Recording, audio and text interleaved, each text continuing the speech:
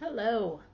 I wanted to quick hop on here and just give a quick health update, I guess, is probably the best thing to call it.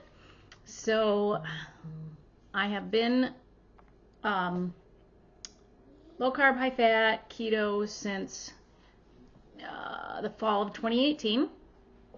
And then ketovore, carnivore-ish, more so carnivore-ish since October of 2022. So yesterday was our 1 year carnivore-ish anniversary.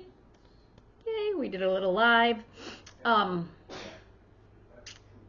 a very, very long time, I always felt like there was something up with my thyroid. I was just having like so many symptoms over the years, and I would ask my doctor, and he would, just test my THS, and that would come back fine, and he never ran any other tests, and he would just say, just have these symptoms because I was pregnant, or I had a toddler, or I had just had a baby. I have 8 children, in case you didn't know. So, all of those, made sense to me. And my background, I've had a lot of traumas in my life. And trauma can put you into that fight or flight mode, which increases your cortisol a lot, and it doesn't bring it back down right away. So we want our cortisol to go up. That wakes us up in the morning. When we exercise, our cortisol is going to go up. When we do extended fasting, our cortisol is going to go up. That's good things to have the bursts of the cortisol. But to have elevated cortisol over long periods of time, it's really not good. And so while I never had that actually tested all those years, I know based off of my symptoms and things that I had elevated cortisol for long periods of time because of trauma from the time that I was little up until, the time I was an adult and got married, and then even sporadically throughout my last 26 years of being married. Not nearly as much trauma, thank God, as growing up, but it was there. So anyway, my doctor never tested my thyroid, and I didn't know enough to either go find a different doctor, because it seemed like all the doctors were saying the same thing. They just were going to test the THS. And I didn't know enough about the thyroid then. I was too busy learning about diabetes and learning about toddler health and all that stuff. So I just thought, I was either always pregnant, always had a baby, always had a toddler, so I was just that was just what I was supposed to be. And then I learned, that processed foods, which I was raised on, that was probably making me symptomatic. And so, you just kind of get in your head that it's all just in your head. When we really cleaned up our diet and went whole foods, but it was still high carb with the paleo way of eating, at least we didn't have the processed foods. But my symptoms really didn't get that much better. So then I thought, well, maybe it was just because we still had a lot of carbohydrates. And so I was able to lose a fair amount of weight with extended fasting in 2018 and 2019, and lost a lot of weight and some inches. I shouldn't say a lot of weight, because I did lose weight, but I wouldn't classify it as a lot of weight. And so something just still really, really felt off. And so I wanted to give then of course COVID happened. And so I wasn't about to go see any doctors for anything, especially something as, in my mind, meaningless as a thyroid issue, because I didn't want to deal with the hospital protocols and all that crap where you would have to go get your labs done and everything. So I didn't have it looked at. And then when we started Carnivore in 2022, I had been reading and I thought, okay, this will be really good because it could be some of the anti-nutrients and the vegetables that I was eating. Maybe something was triggering whatever it was that was going on with my thyroid. And so I thought, I'm going to give it a solid year. Well, it wasn't quite a year, but so that I could heal from just eating the animal proteins and fats. And because I know a lot of people that have been able to heal their thyroid issues, heal their symptoms. Some people, even like with Hashimoto's, put that into remission. And I have gotten great health, like where I can just tell that I'm healthier eating this way, and I have gotten just so much better. But my thyroid symptoms are still there. They're not necessarily like in your face like they used to be, but they were still noticeable enough that it was really bothering me. And so I finally found a wonderful, wonderful nurse practitioner who also is a functional medicine provider at a clinic where I was taking my kids. And so they accept insurance, which is great because it's very difficult to find a functional medicine provider that you can actually get them to take insurance. And so my mom and her sister both had thyroid issues, and if I remember correctly, both of them had thyroid cancer. And so, that's always in the back of my mind. Whether my mom had hypo or hyper, I really couldn't tell you, but I know that she had thyroid issues amongst many, many other things. But she was a heavy smoker, so we just kind of attribute all of that to the smoking. So I talked to my amazing nurse practitioner, and we went through the hypothyroid symptoms, and I think we went through like 12 of them, and I probably had 10 of them to varying degrees.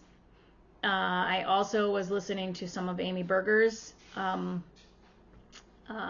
lectures, and I can't wait for her book to come out on thyroid.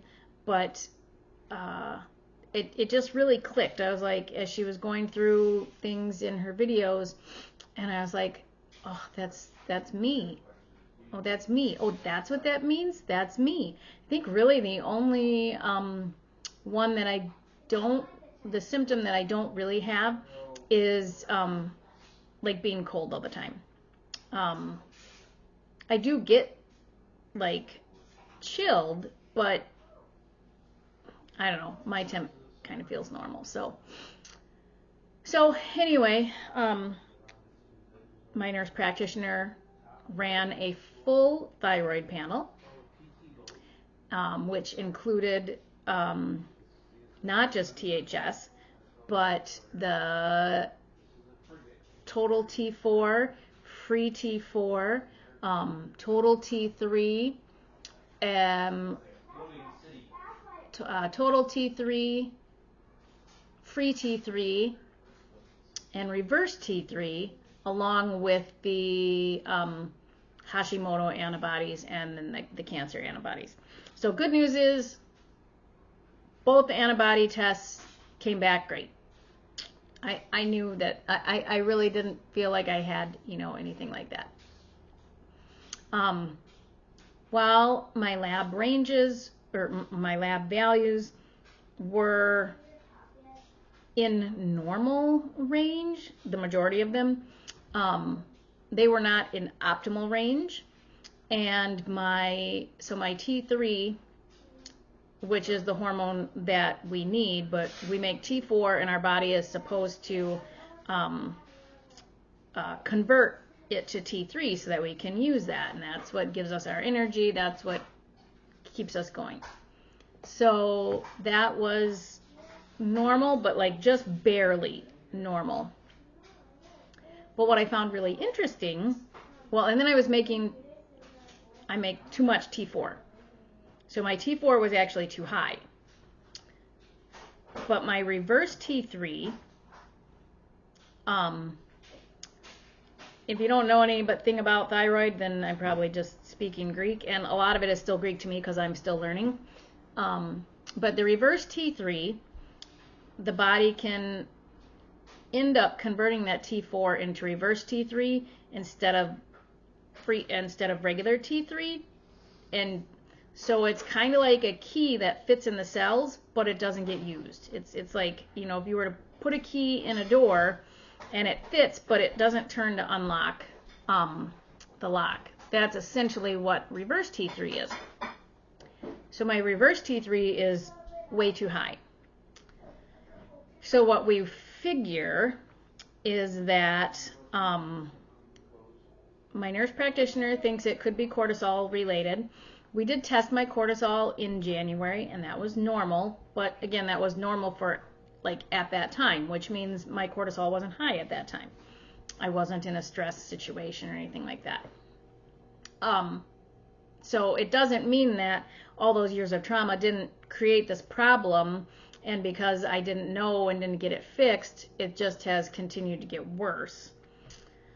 So I make way too much basically fake T3 that my body can't use, and just because the regular T3 that I'm supposed to be using is in the low normal range, it's obviously not getting into my cells, and that's what's really important. It can say one thing on the blood test, but not end up being utilized by your cells. So it's really great to be able to go off of symptoms.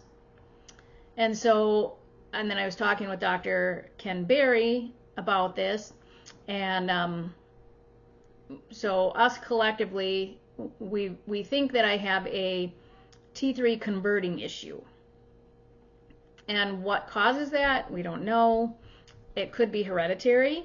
Dr. Berry said very often something like what I have is hereditary. So technically, I guess you could say I'm hypothyroid because the T3 isn't getting into my cells. So while I'm converting a small amount into the regular T3, I'm converting too much of it into that fake T3. So it fits into the receptors, but it's not doing anything, and it's blocking the T3. My THS is fine. But THS is not a thyroid hormone. It's actually a pituitary hormone. And so because I make too much T4, the THS is normal because it thinks it doesn't need to make anymore, but it's just not getting converted. So because I have done everything to support my thyroid, and I just can't magically make my body convert it to the right thing, because my body is stupid, there's not a supplement that will just do that.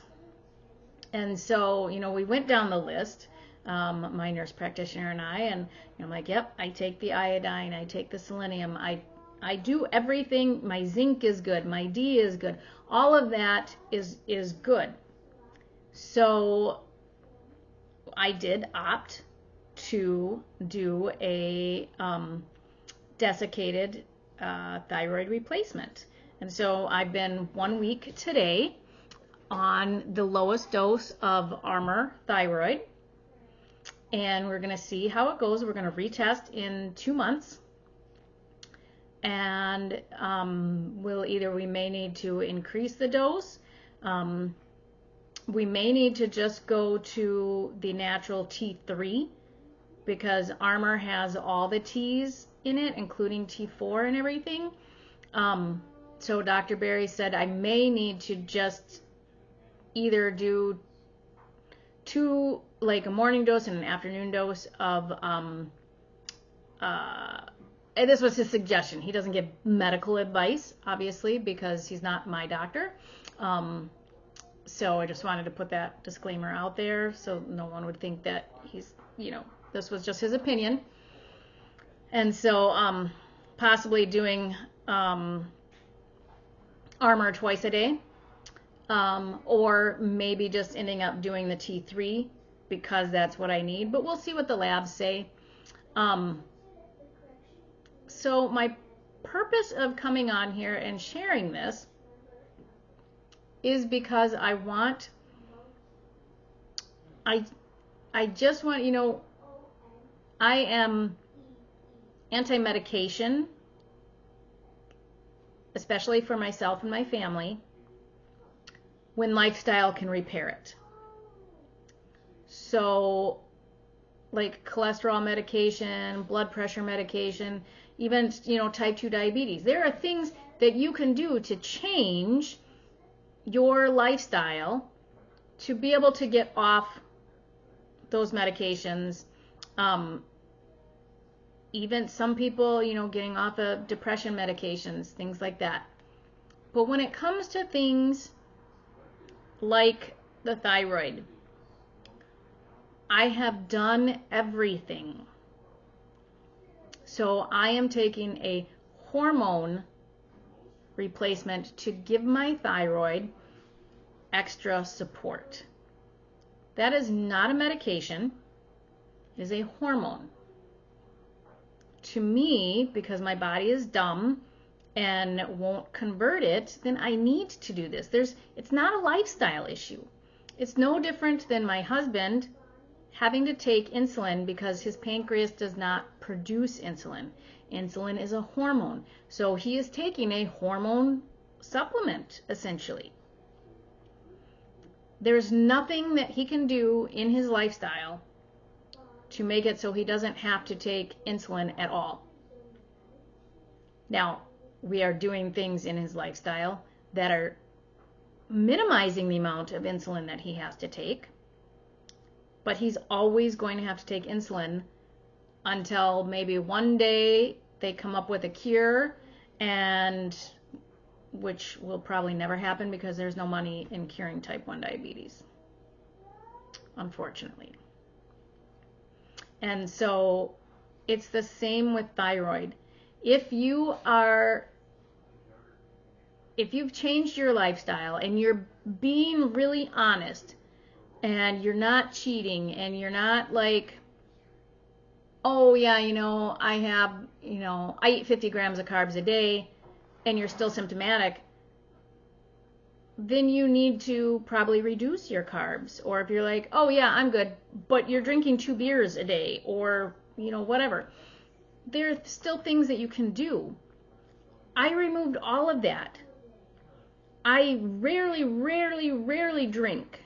And if I do, it's a little bit of wine, like maybe that much, and it's in sparkling water. So I had done everything. I always talk about being an advocate for ourselves. And so if you are noticing health benefits, and after an extended amount of time, there still is something that's not right. It could be that you're still healing. I mean, we didn't get sick or unhealthy overnight, so we're not going to heal overnight. If you figure, you were eating the standard American diet for 20 plus years, you're not just going to, reverse everything in a year. But don't be afraid to find a doctor to do the full testing so that at least you know. At least you know. If my thyroid, if everything would have been fine and numbers wouldn't have been wacky, but I was still symptomatic, then I would need to like do a little more digging and, you know, maybe really, really get strict on my charting of my food and what could be making me feel this way. So if you need to do bioidentical hormones or something like that, there's no shame in that. And some people do fine on the synthetic hormone replacement for the thyroid. The levothyroxine would not have been good for me because it's only T4, and I already make too much T4, and I don't convert it. So why would I? That's kind of like giving a type 2 diabetic more insulin when they already make too much insulin. So I'm hoping that the Armour will help, and maybe as things heal along the way, maybe in a year or two, we'll be able to get off of it. I don't know. I don't know, you know, where the damage is, but I think it's just important to be transparent about that and to just remind you that you have to be an advocate. And you can order your own labs, just so that you know. If you've got a doctor that just, they refuse to order the labs, well, there are places, there's Own Your Own Labs, and they run sales. You can go to their website and you can order your own labs, and I think you go to like Walgreens or something, they set up where you go get your blood drawn. LabCorp, you can also order them. Now granted, you can't get your own medication, but at least if you were able to say, hey, I paid for these out of my pocket, you didn't want to get them, this is where I'm at. Look, it matches my symptoms. I'm not optimal. I want to try. I have done everything else. I want to try Armour or whatever. But you can order your own labs. So, yeah, that's where we're at. I have started Armour, the lowest dose. We will retest in 2 months and see where everything is. And we will go from there. And hopefully my symptoms will reduce. But it is what it is. It's a hormone replacement. There's nothing lifestyle that I can do to fix this because I went through everything. So I didn't just like hop on the thyroid bandwagon, because thyroid replacement, like levothyroxine, is I think the second most prescribed medication. And very often there are things with lifestyle that could potentially change that. But I have done everything for now for me because I am having this issue. I am not doing any extended fasting right now. The longest fasting that I am doing is going to be 24 hours if I do that, but I'll probably stick to an 18-6. And my reasoning is because if it is cortisol related, if that's, you know, what this is, and it's not genetic, I don't want to be doing something that's going to elevate my cortisol unnecessarily. So I still promote extended fasting. I still think it's great. I have the training and the certificates for that. But for me personally, because I am dealing with this, I am backing away from the extended fasting for myself, and we'll just do like 2 meals a day. And I'm just keeping it, I'm bumping up my fat. So I'm doing a little bit of a higher fat to protein ratio. I'm not reducing my protein ratio. I'm not reducing my protein. I'm just increasing my fat, which means it's a higher caloric intake, but I really don't care because I don't count calories anyway. My body needs that fat to heal my cells. And so that's where I'm focusing. Probably in like 6 months or whatever, I'll back down the fat. And it's not like I'm just eating sticks and sticks of butter either, but I am putting a tablespoon of butter in my coffee in the morning along with the egg yolk, and just making sure like I put some butter on my steak or on my hamburger or whatever. So it's not like I'm going out of my way to add fat, but I'm going to make sure that I don't inadvertently reduce the animal fat, because my body does need that right now to help heal my thyroid. So I will keep everyone posted, and yeah, if you are having an issue, just don't be afraid to be an advocate for yourself and find a provider that will listen. You might have to go, through or crowdsource, hey, what provider in this area deals with thyroid and actually will do like a full testing. And there's a lot of people out there that, they're trying, but their physicians just, oh yeah, your numbers are fine, even though they're not fine, or they're like super low and the person is so symptomatic it's not even funny. If you want to learn more about the thyroid, Dr. Barry has videos, but look up Amy Berger. So she's not a physician, but I believe she's a nutritionist, I think. She has some degree, and she's very, very knowledgeable on the thyroid, and so she's done quite a few lectures and she's been interviewed a lot. So really look her up, because it's very eye-opening and it's very interesting. But as far as I'm concerned, my taking Armour it's not a lifestyle drug. It's not because of my lifestyle. And so it's hormone, and it's no different than my husband taking insulin. And I'm okay with it because I want to feel like my clients feel. I'm helping other people and they're feeling great and getting great results. And granted, I can't even imagine if I didn't have my carnivore way of eating. I can't even imagine how crappy I'd feel with where my numbers are and how I feel now. I think it would be amplified by like 100 times. So I don't want to say like I'm not getting any results, but I want to feel good, like my clients feel good. And so that's why I just sought out that help. So I just wanted to share that with everyone. And if you found this helpful, or if you know someone that's been struggling, maybe you can share this with them. You can always reach out to me through my website. I always put that in the description. And that's sherryslowcarb.com, sherryslowcarbkitchen.com, and that's got my email address right in there. Or you can just leave a comment right in the video. And I am still learning about the thyroid, so that is not like my area of expertise, but I can point you in the right directions in where to find the experts that will be able to help you.